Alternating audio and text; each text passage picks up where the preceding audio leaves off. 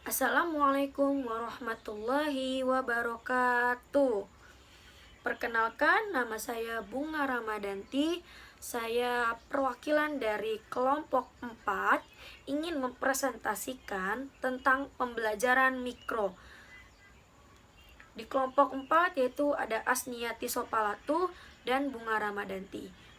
Baik, langsung saja saya ke materi pertama, yaitu prosedur pembelajaran mikro. Di sini saya tampilkan pembelajaran mikro. Nah, siklus pembelajaran mikro di situ ada bentuk tabel, yaitu mempelajari teori dan hasil penelitian. Tentunya mempelajari teori dan hasil penelitian itu ada dua kerangka lagi, yaitu menggunakan keterampilan mengajar, terus melihat dan dalam praktik mendiskusikan model. Lalu menggunakan keterampilan mengajar itu bisa dengan latihan mengajar mikro ulang jika perlu, balikan melalui pembahasan video tape. Nah, kalau mendiskusikan model bagaimana? Pemahaman masukan tentang latihan diterapkan dalam bidang studi.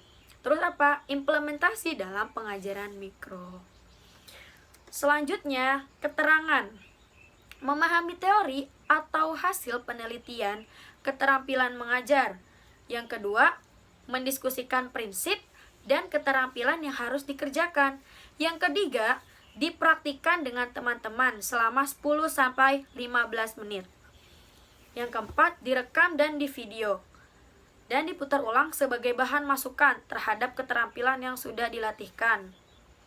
Lalu dievaluasi lagi, kira-kira dalam video itu apa yang kurang. Setelah itu yang kelima, jika perlu dilatihkan pada kelompok yang berbeda untuk melihat kelemahan-kelemahan terlebih dahulu. Jadi bisa sebagai pacuan untuk kelompok-kelompok lain. Yang keenam, pengajaran mikro ada kaitannya dengan praktik di lapangan dalam situasi yang sesungguhnya. Baik, akan saya lanjut. Nah, di sini ada pembagian kelompok mikro. Kita contohkan dalam mahasiswa ya, mahasiswa semester, misalkan di situ semester 4. Nah, ada yang namanya kelas paralel A, kelas paralel B, kelas paralel C, dan itu akan dibagikan kelompok sampai 5 kelompok masing-masing kelas. Terus untuk pembagian tugas satu komponen dalam keterampilan. Peran atau tugas di sini ada guru. Guru session 1 kelompok 1 session 2 kelompok 2 5, session 3 kelompok 3 4, session 4 kelompok 4 3, session 5 kelompok 5 2. Seterusnya supervisor. Session pertamanya 2, session keduanya 1, session ketiganya 5, session keempatnya 4, session kelimanya 3. Selanjutnya ada observers tertulis, yaitu session pertamanya 3, session keduanya 2, session ketiganya 1, session keempatnya 5, dan session kelimanya itu ada 4. Lanjut observer lisan. Session pertamanya ada 4, session keduanya 3, session ketiganya 2, session keempatnya 1, session kelimanya 5. Yang kelima ada siswa. Itu session pertamanya 5, session keduanya 4, session ketiganya 3, session keempatnya 2, session kelimanya 1. Itu adalah pembagian tugas. Contoh misalkan di suatu universitas atau suatu sekolah. Karena ada guru, supervisor, observer tertulis, observer lisan, dan siswa. Nah, jika session pertama, kelompok 1 itu misalkan ada 5 orang, masing-masing bertugas sebagai guru. Contoh, kelompok 2 sebagai supervisor, kelompok 3 sebagai observer tertulis, kelompok 4 sebagai observer lisan, kelompok 5 sebagai peserta didik. Maka, pada 2 session menjadi observer tertulis, kelompok 3 menjadi observer lisan, kelompok 4 menjadi peserta didik, dan kelompok 5 bertugas menjadi guru. Demikian seterusnya sampai 5 session. untuk setiap komponen keterampilan. Jika 5 session komponen keterampilan keguruan, maka dibutuhkannya 25 session dalam satu semester untuk dan satu kelompok. Berikutnya ada manfaat pembelajaran mikro. Apa saja tuh manfaatnya? Yang pertama, mengembangkan dan membina keterampilan tertentu calon guru dalam mengajar. Yang kedua, keterampilan mengajar terkontrol dan dapat dilakukan.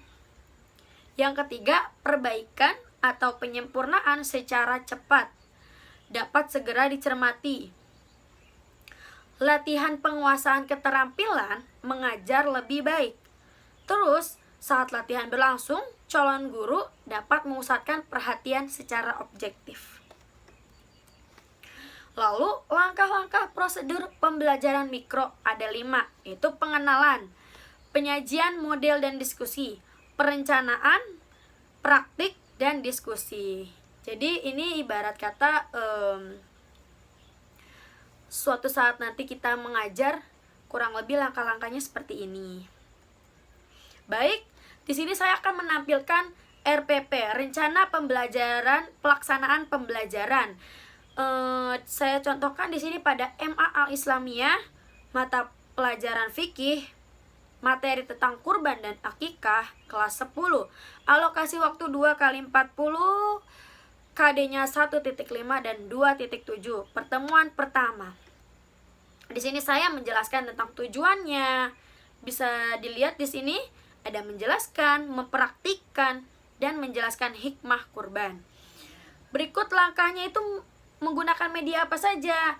Bisa PowerPoint, lembar penilaian, Google Meet, Zoom Meeting, atau Google Meeting.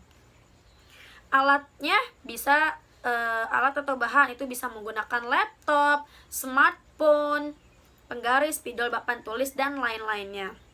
Oke, di sini saya menuliskan pendahuluan. Pendahuluan itu seperti kegiatan sebelum belajar, yaitu memberi salam, doa, mengecek kehadiran, menyampaikan tujuan, dan menyampaikan garis besar. Lanjut, ada kegiatan inti. Kegiatan itu apa? Seperti kegiatan pelajaran apa yang akan kita pelajari pada hari ini. Seperti pengertian, hukum, ketentuan, dan lain-lainnya. Terus guru memberikan kesempatan untuk memberikan pertanyaan ke peserta didik. Peserta didik dibentuk dalam beberapa kelompok untuk mendiskusikan, mengumpulkan informasi, mempresentasikan ulang tentang kurban dan akikah.